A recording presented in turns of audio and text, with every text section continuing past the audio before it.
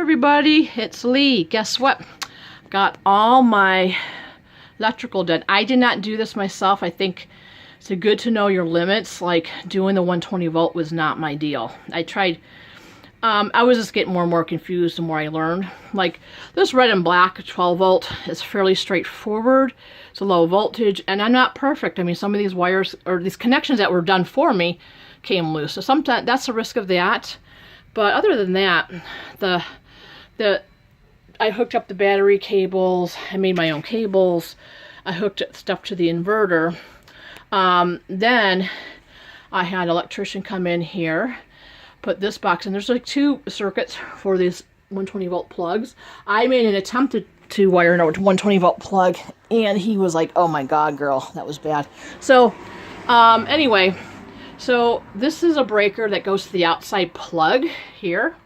And what I do is if I want to put shore power on, I flip this on and the inverter will automatically, I have to have the inverter on, it will detect the power and start charging my battery. This is for the, I got like this is like a 4 circuit panel thing, and I just used 2 circuits for my plugs, and I can expand. So, and here's the plug that goes outside. So there's a shore power plug. It's a 30 amp 125 volt. I can use a 15 amp with an adapter.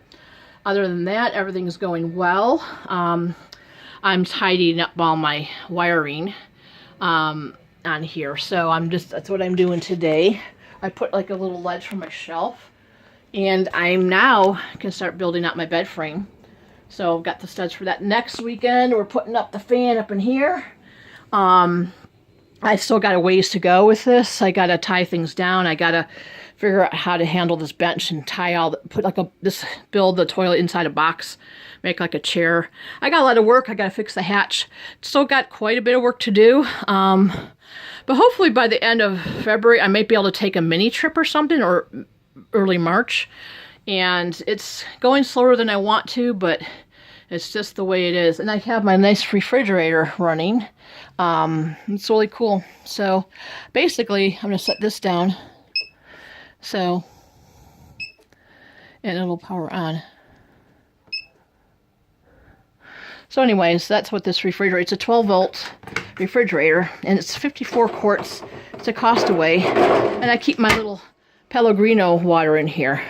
It only uses like a 55 watts, so when it's running, it can probably be 4 amps per hour, but then you set the temperature. I set it to like 40, and then it stays off. And we've been having some cold nights.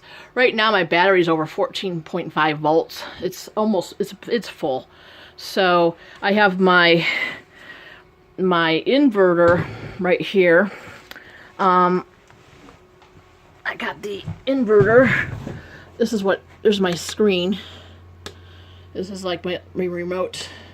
So it says it's 14. This has a 0.4 difference with my MPPT controller. My MPPT controller is going to the bus bar, so I could be losing some voltage there. And some people say go directly to the batteries, but you know what? I want to manage this. I have to have the inverter going already directly to the batteries.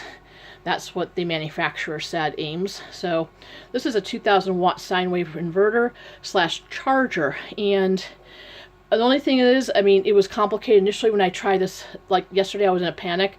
The charging thing wasn't working. So I had to change the charging dial and reset some of the dip switches and kind of play guesswork. So then otherwise, I thought, oh my God, if I have to uninstall this after all the work that was done and ship it back, I was going to cry. But I don't have to. I'm not going to demo it now. I'm just showing you what I have. But I got my power. My plugs, I did test this with 120 volt watts. I did have my battery outlet tester, and people say, oh, that doesn't work with inverters, but it says it's correctly wired. All these are grounded right here. I got the batteries grounded, the inverter's grounded to the chassis. So I got to tie these back.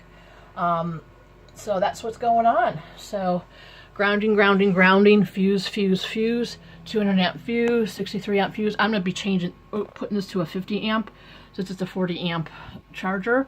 But the beautiful thing right now, 7 amp. I got 7 amps coming through my solar power. It's working beautifully. Let me see if I can, 17.8 volts. I got 102 watts coming in. So yippee yay, yippee yay. So I got the voltage coming in on the on my thing, and 7 amps is coming in, so my thing is charging. So that's cool. I just have to let this thing sit in the driveway, and it keeps my batteries toppled. But I'm going to be doing some basic testing. Just basically, I'm going to be putting like a little, I might put like a little lamp in here, and I got my charging thing here. I'm going to probably put like a strip, possibly, because I'm going to probably, once I get my table set up, I'll have my computer stuff here. And then over here, by the kitchen area, I'm going to be putting a strip up there. See if that's a blender. I tested with the vacuum cleaner last week. It does drain that battery like really quickly. So anyways, that's what the deal is. So pretty much just got a few things to tie down, and I think I'm good. I don't even know if I need to do these. I think I may do these just for posterity reasons. I might just clamp these down, but they don't seem to need it. I'll have to see how it goes when I drive.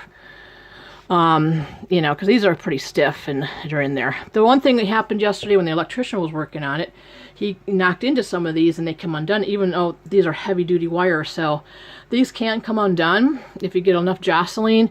I tested these, but some of these little impy clamps, these little mini crimps, tend to come loose easier.